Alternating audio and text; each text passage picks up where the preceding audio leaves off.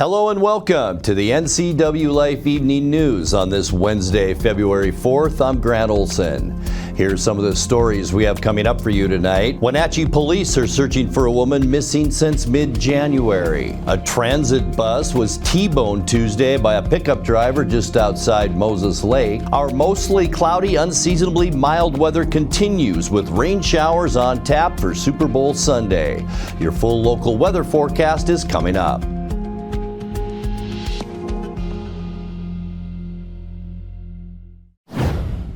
Chelan County has asked Governor Bob Ferguson to seek federal help for engineering and construction assistance in Stehekin. In a letter to the governor, county commissioners say there is an imminent threat of flooding from the Stehekin River that threatens Company Creek Road. The road and surrounding land and homes saw substantial damage following the historic flooding events in December. The county says 25 homes and properties are in danger of being destroyed during the next flood season. The county is asking Ferguson to seek the help of the U.S. Army Corps of Engineers Advanced Measure Assistance, which offers direct technical expertise to local communities. Wenatchee police are searching for a woman missing since mid-January. Felicia Prince is a vulnerable adult who's lived in Wenatchee since late 2024. She's missed appointments, including one with her case manager last week, as well as recent group events. Police issued a missing person notice today. They say Prince has no family and no known contacts outside Wenatchee, although she previously lived in Bellingham and Spokane. Her cell phone was left behind in her apartment. They believe she may be unable to return home without help. Anyone seen or having contact with Felicia Prince is asked to call Rivercom Dispatch at 663-9911. A bill that would bar Washington State Police Departments from hiring any officers who joined ICE during the Trump administration will not move forward this legislative session. House Bill 2641 would have prohibited police employment for anyone who was hired as a sworn officer for U.S. Immigration and Customs Enforcement on or after January 20th of last year, the date President Trump returned to office. The bill, introduced by Democratic House members, failed to make it out of committee by today's deadline. It was opposed by 12th District Representative Brian Burnett. Burnett, a Republican and former Chelan County Sheriff, called the bill discriminatory and said it could shrink the pool of potential police recruits. ICE has come under fire for wrongful arrests and violence against bystanders while enforcing immigration laws, including the fatal shootings of Renee Good and ICU nurse Alex Preddy in Minneapolis. Longtime King TV anchor Jean Enerson, who made history as the first woman in the country to anchor a nightly television newscast, is the 2026 Washington State Apple Blossom Grand Marshal. Enerson, who was an anchor in Seattle for 42 years and retired in 2014. During her career, she won multiple Emmy Awards, interviewed big names such as Bill Gates and Jeff Bezos, and covered historic events like the eruption of Mount St. Helens and the Olympics. During the festival, Enerson will come to Wenatchee to attend the All-Service Club and Community Luncheon and ride in the Stamilt Grand Parade. The luncheon is set for May 1st at the Wenatchee Convention Center. When we come back, several immigrants in north central Washington who were scheduled to take the final step toward U.S. citizenship have had their oath ceremonies abruptly canceled. I'm Grant Olson, and you're watching the NCWLIFE Evening News. Your favorite local channel is now available for free on your smart TV and connected streaming devices. Watch live programming and catch up with the latest shows on demand. See the local stories that matter to you. NCWLIFE, now on Roku, Fire TV, and Apple TV.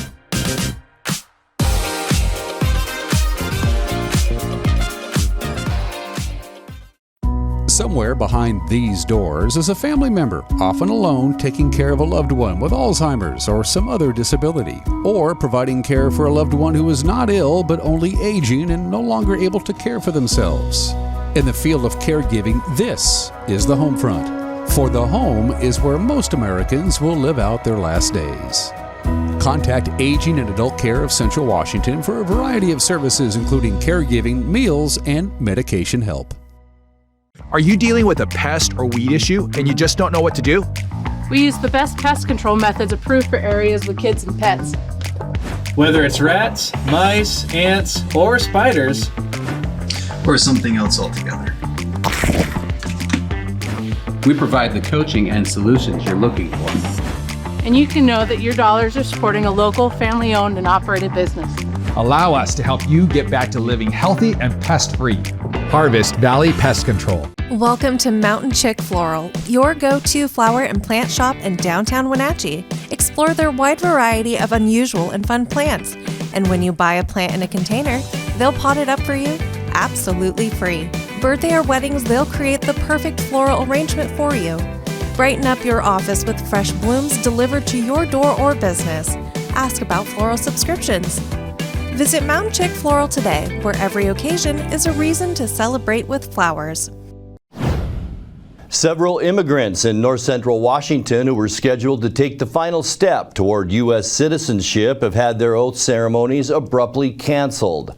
Our media partner, the Wenatchee World, reports 7 naturalization ceremonies were canceled in recent weeks, 3 in January and 4 scheduled for this month. Norma Gallegos, founder of Hand in Hand Immigration Service in Wenatchee, says U.S. citizenship and immigration offices have struggled with backlogs, mailing issues, and delayed appointment notices, sometimes causing people to miss important naturalization interviews. An immigrant must be a lawful permanent resident for at least 5 years before they can apply to become a citizen. A transit bus was T-boned Tuesday by a pickup driver just outside Moses Lake. The Grant County Sheriff's Office says the 18-year-old driver failed to obey a stop signal at Patton Boulevard and Loring Drive and then struck the bus from the side. There were 4 passengers on the Grant Transit Authority bus at the time. All 4, plus the bus operator, were taken to Samaritan Hospital for treatment of minor injuries. The driver of the Ford F-150 was ticketed for failure to stop.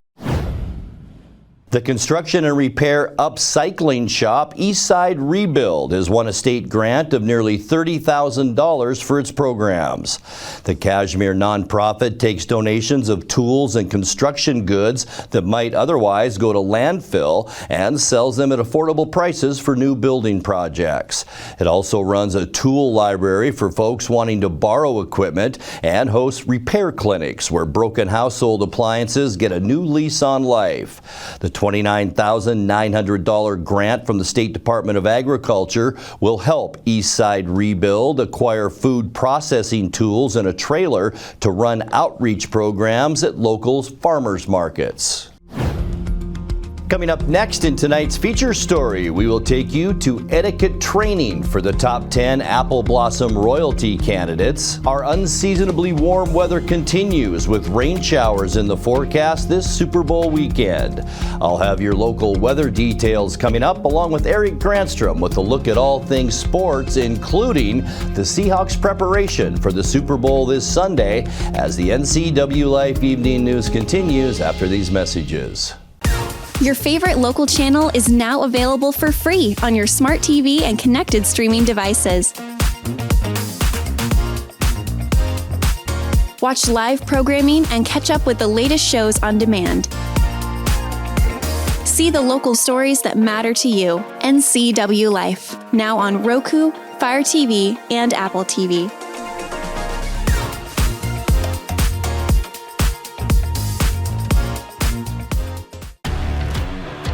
Join NCWLIFE Channel Sports Director Eric Granstrom for daily reports on the Seahawks as they prepare for Super Bowl 60. Eric will give you the inside scoop as the Hawks try to win their second Lombardi Trophy.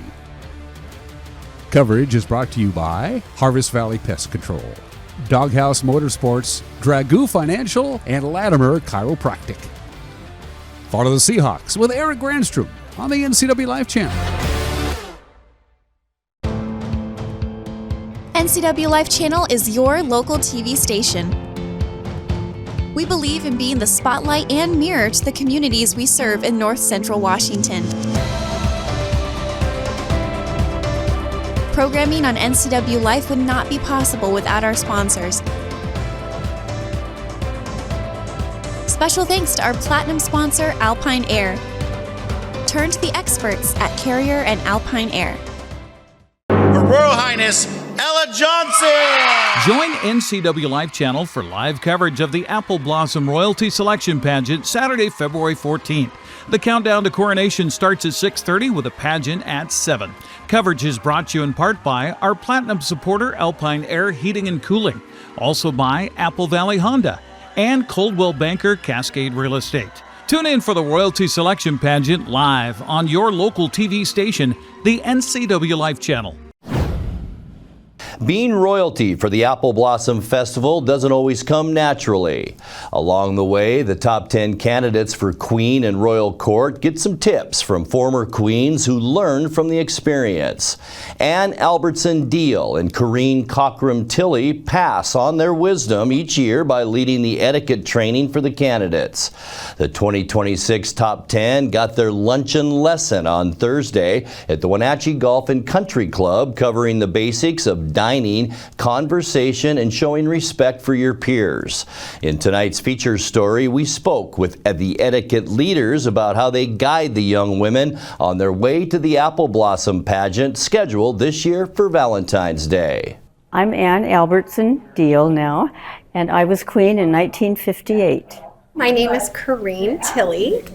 I was the Apple Blossom Queen in 1986, so exactly 40 years ago. The etiquette training, I don't have the exact number of years, but I'm sure it was more than 20, maybe a few less than 30. I joined Ann about 10 years ago, and she had been doing it several years before that, and I just have had more fun with her in general, and then every year to get to meet the girls is just really a special treat. Every group's different, every group is darling, and they all have just different gifts and skills, and it's just fun to meet the new group every year. Our chaperones really were our one-on-one chaperones with the princesses too, the two princesses. So the three of us kind of did it in an informal manner, but it was still very well done. We had wonderful chaperones. Many things are different. It was a shorter festival, but there was more in the weekend. It was just one weekend.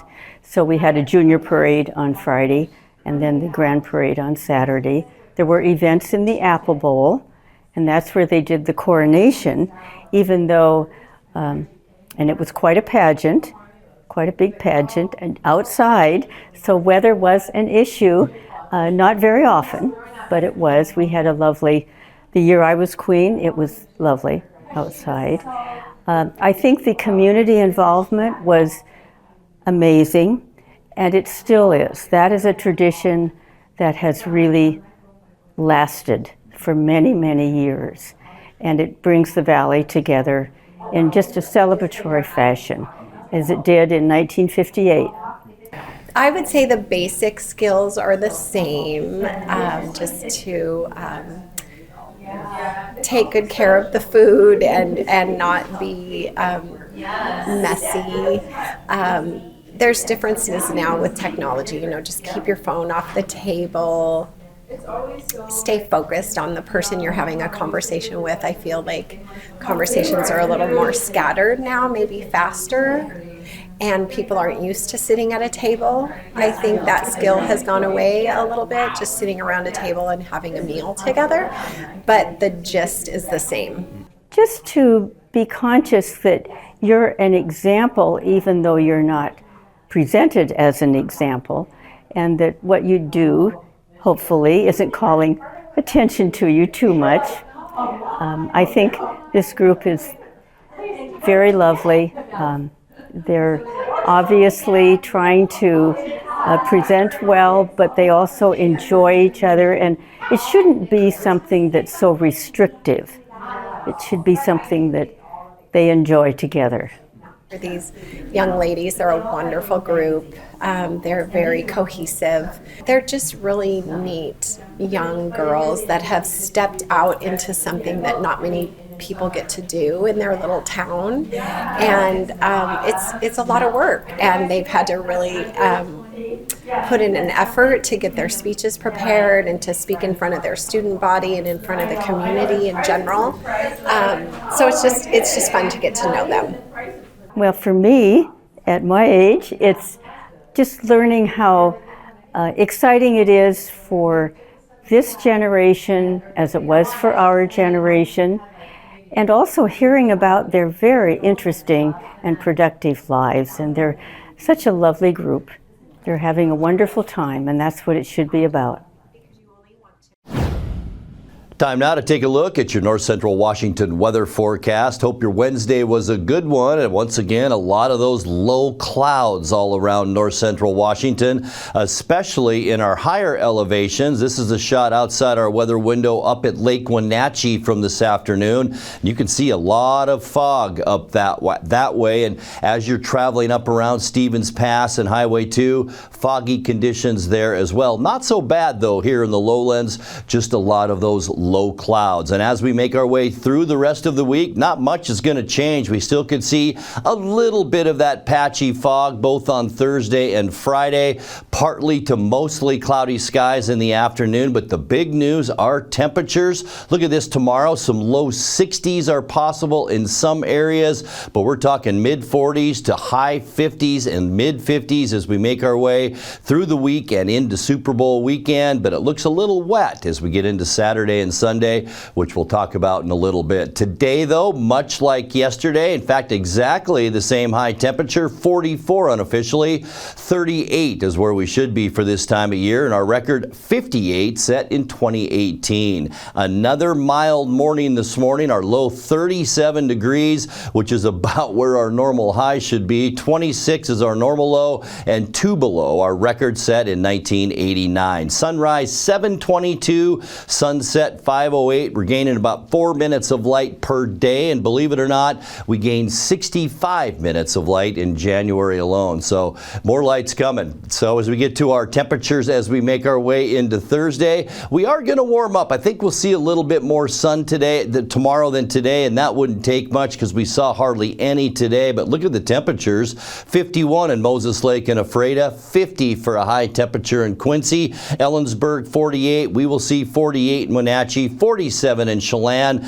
and 46 the high temperature tomorrow in Leavenworth. So that's almost 10 degrees above where we should be for this time of year. Tonight, not much changing. That blocking area of high pressure still in place over northern Utah, southeastern Idaho, and that's creating that beautiful big ridge over the Pacific Northwest. It's keeping an area of low pressure at bay for now. Our lows tonight, mid-30s. By Thursday, once again, a little bit of morning fog. That'll give way to some high clouds by Thursday afternoon. We will warm up. We're talking upper 40s for high temperatures on Thursday, and I think we'll even get a little bit warmer than that to end the week on Friday. Still that ridge over us as this area of low pressure pushes a little closer to shore, but we're going to see highs around 50 on Friday afternoon. It should be a beautiful day. And then as we get into the weekend, that's where our high pressure ridge begins to retreat somewhat, and that'll allow a lot moisture, southwesterly flow to move in.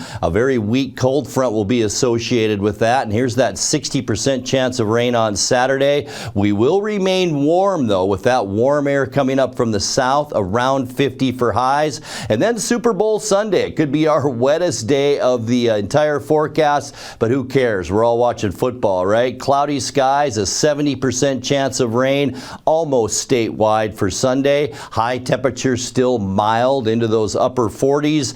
And then as we kick off our next work week on Monday, low pressure will kind of wear itself out off the coast, and most of the showers will be in extreme western Washington. Maybe an isolated shower for us Monday, with highs again very mild into those upper 40s. And by the end of our forecast on Tuesday, not a lot of change. Low pressure still off our coast. That'll supply some clouds our way, but that's about it. Slightly cooler for Tuesday, with high temperatures then in the mid-40s. All right, your 7-day forecast now, and it's brought to you by Colonial Vista Senior Living in Wenatchee, where comfort, care, and community come together. 35 overnight tonight. Just some high clouds when the fog burns off tomorrow, and 48 degrees. Beautiful day on tap for us for Friday, partly cloudy and warmer and 50. And then as we get you into the Super Bowl weekend, Saturday, 60% chance of rain late in the day and 49. Super Bowl Sunday, that's right, go Seahawks, and it's going to be a wet one. Cloudy, a 70% chance of rain and 48 for your high. And then as we get you into the next week, a chance for an isolated shower Monday and 48. Mostly cloudy, just slightly cooler for Tuesday with highs then around 45 degrees. And that's a look at your North Central Washington weather forecast. Coming up next, tonight's sports report with Eric Granstrom and more as the NCWLIFE Evening News continues right after this.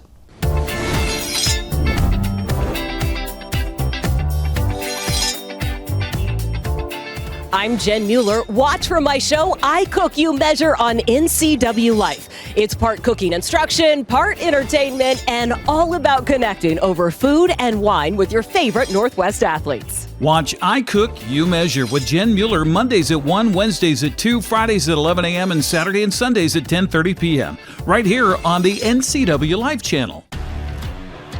It's time for special Seahawks Super Bowl coverage right here on the NCWLIFE channel.